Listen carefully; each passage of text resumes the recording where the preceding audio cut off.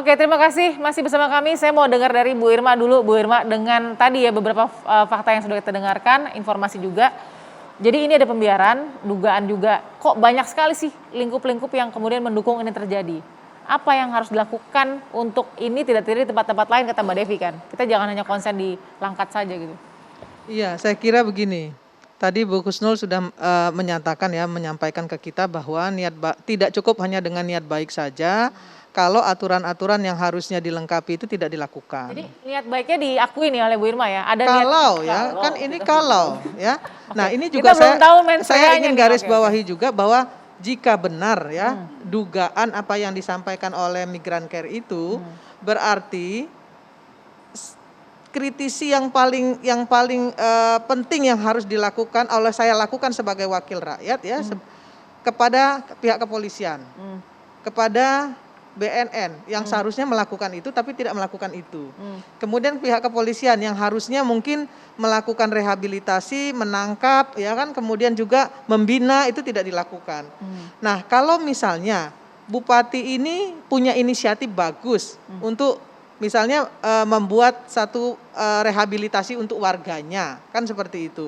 Tapi kalau tidak ada izin, kan harusnya pihak yang berwenang itu menyampaikan kepada Bupati bahwa ini harus dibenerin dulu gitu. Izinnya harus diterbitkan dulu seperti yang Bu Husnul bilang tadi.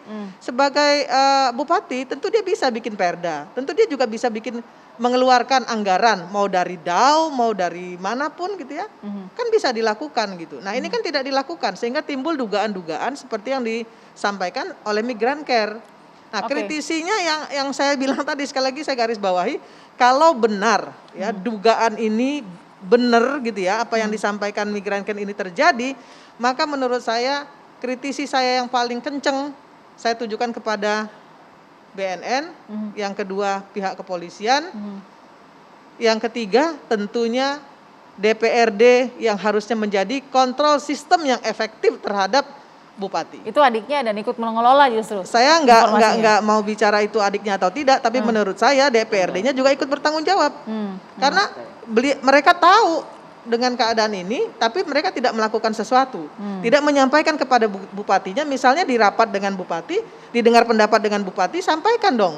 Ini pusat rehabilitasi atau apa? Bagaimana disampaikan Bu Irma, orang membantu untuk mengelola, dugaannya seperti itu, ikut membantu untuk mengelola tempat ini. Ya itu tadi, kalau dugaan yang disampaikan di media, disampaikan juga tergambarkan di media bahwa adiknya yang sebagai anggota DPRD itu turut serta, nah ya saya juga nggak bisa bilang apa-apa ya. Berarti dugaan yang disampaikan Migran Care itu bisa jadi benar. Nah, tapi sekali lagi kita tunggulah prosesnya. Dan kritisi sekali lagi saya ingin sampaikan kepada pihak kepolisian di seluruh Indonesia, darurat narkoba di Indonesia sudah sangat luar biasa. Jangan lagi berpangku tangan dan membiarkan ada 100 orang setiap hari datang ke pusat rehabilitasi yang ternyata pusat rehabilitasinya itu tidak berizin. Saya kira itu poin saya. Bu Husnul, hulu ke hilirnya, jadi ini masalah angka pemakai narkobanya besar begitu ya, kejahatan narkobanya besar, penyalahgunaannya, atau memang daerahnya yang tidak punya anggaran untuk sahkan regulasi yang tadi diharapkan sesuai sistem, atau seperti apa? Bupatinya katanya kaya. Betul. Ya kan? Betul. Jadi sebetulnya, tapi yang itu tadi, ada lembaga-lembaga terkait yang harus juga berkoordinasi. Kemudian kalau kita berdemokrasi artinya DPRD-nya juga bisa kemudian mengeluarkan. Tapi kembali lagi partai politiknya juga sangat penting. Cuma kan persoalan di Indonesia ini kadang-kadang misalnya dulu kan sering kan ditangkap sekian kapal dari luar kayak gitu ya masuk. Jadi kita memang menjadi pasar sampah untuk narkoba. Nah, kalau kemudian tidak diselesaikan dengan baik ya, dengan tadi niat baik tidak cukup. Ya, niat baik harus diikuti oleh cara-cara yang baik. Jadi the legal and political rule of the game-nya itu harus diikuti. Nah, persoalannya kalau dimasukkan, oh iya ini bagus ini ide, ya fisik saja atau rohani juga masuk di dalamnya, atau bagaimana? Ada expertnya enggak? Ada ahlinya enggak untuk mendampingi para warga ini? Jadi kalau tadi dikatakan gimana dari perspektif warga, ya mungkin ibu-ibu yang punya anak misalnya ya kena narkoba udah pusing, Nggak punya mungkin uang, udah biaya. nggak punya uang, nggak punya biaya karena miskin kayak gitu ya. Ya sudah nggak ada pilihan kayak gitu. Tapi sebagai pemimpin nggak boleh begitu, dia harus melindungi dan sebagainya. Jadi ini PR yang besar bagi bangsa ini karena itu tidak hanya juga dilangkat dan isunya mungkin tidak hanya isu tapi tadi yang tadi katakan sebetulnya isu narkoba ini seluruh Indonesia Ya. menjadi masalah dan kita ternyata menjadi sampah apalagi berhubungan dengan politik. Ya. Nanti ada isu baru lagi karena ini nanti berhubungan dengan dana cair yang mudah dari narkoba. Ya. Oke. Saya pikir itu. Terima kasih Bu Hati-hati. Kusnul. Kita punya peringkat yang buruk ya Mbak Devi tadi, top 10 perbudakan di dunia.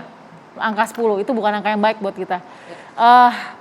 Kalau kita konsentrasi kepada orang-orang penerima upah dibanding misalkan pekerja yang ada serikat pekerja, misalnya ini penerima upah yang artinya pekerja serabutan begitu ya. Ini terus gimana kita mau melindungi mereka begitu? Ya, sederhana dari dua isu ini ada dua. Satu tadi soal narkoba dan satu lagi tentang praktik perbudakannya tadi. Ini semuanya mohon izin kita perlu mengingatkan ini dari rumah semuanya. Artinya yes ada aparat. Aparat kan tidak kemudian harus masuk sampai ke rumah untuk memastikan bahwa orang tidak memakai narkoba. Dan yang kedua apakah misalnya saya mempekerjakan seseorang di rumah, saya sudah bikin perjanjian belum?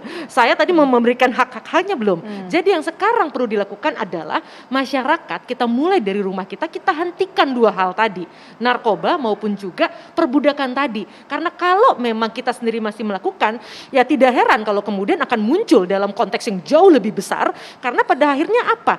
Alarm sosial ini akan tumpul. Karena kita semua adalah pelaku. Nah jadi jangan berikan ruang dari rumah kita perlakuan sebagai penjajah terhadap manusia lain karena intinya sederhana. Kalau kita menghormati manusia lain tidak peduli dia tidak berpendidikan, dia sudah membantu kita karena kadang-kadang begini. Perspektifnya adalah udah syukur saya pekerjakan. Anda mau kerja di mana? Nggak punya ijazah, nggak punya sertifikat. Atas dasar itu kita sebagai manusia pribadi-pribadi kemudian merasa punya hak untuk melakukan hal tersebut. Tentu tadi sebagaimana yang disampaikan oleh para ahli bahwa kalau pelakunya sampai pejabat publik ya memang harusnya hukumannya jauh lebih berat. Karena pasti yang bersangkutan sudah harusnya memiliki perspektif yang jauh lebih baik karena pejabat publik. Tapi yang saya ingin tekankan, mari kita pun pelan-pelan kalau belum bisa secara sempurna, ya kita harus mulai belajar menghormati siapapun. Karena apalagi di era yang sekarang pasca pandemik akan semakin sulit. Ekonomi seluruh dunia sedang buruk. Jadi siapapun akan sangat mungkin tanda kutip kelihatannya ikhlas untuk dipekerjakan, untuk dibayar semena-menanya. Perlakuan semena-mena itu belum tentu fisik. Tapi tadi Anda tidak memberikan haknya orang lain. Betul. Itu sudah semena-mena. Dan soal narkoba, ingat, yang paling penting adalah komunikasi kita di dalam keluarga. Karena kalau kita kuat di dalam keluarga, insya Allah serangan-serangan dari monster-monster penjual narkoba itu tidak akan berhasil untuk merasuki dan merusak rumah-rumah kita. Terima kasih Mbak Devi Rahmawati. Satu lagi, Oke. itu peran negara Ya. untuk menyediakan lapangan pekerjaan. Jadi pendidikan, kesehatan, lapangan pekerjaan. Lapangan pekerjaan bukan untuk TKA tapi untuk anak bangsa sendiri. Oke, saya sepakat itu. Bu Kusnul terima kasih, Bu Kusnul, Ibu Irma terima kasih. Mbak Anis Hidayat tadi terima kasih juga dan Pak Suparman kerabat dari Pak Bupati Langkat sudah bergabung juga dengan kita. Terlepas dari bagaimana viralnya ya kejadian ini, memang ini masih dalam proses penyelidikan, kita sangat hormati bagaimana nanti jalannya pembuktian-pembuktian yang memang sesuai dengan ranah hukum dan koridor hukum. Terima kasih sudah bersama kami di Perempuan Bicara. Sehat selalu, sampai jumpa.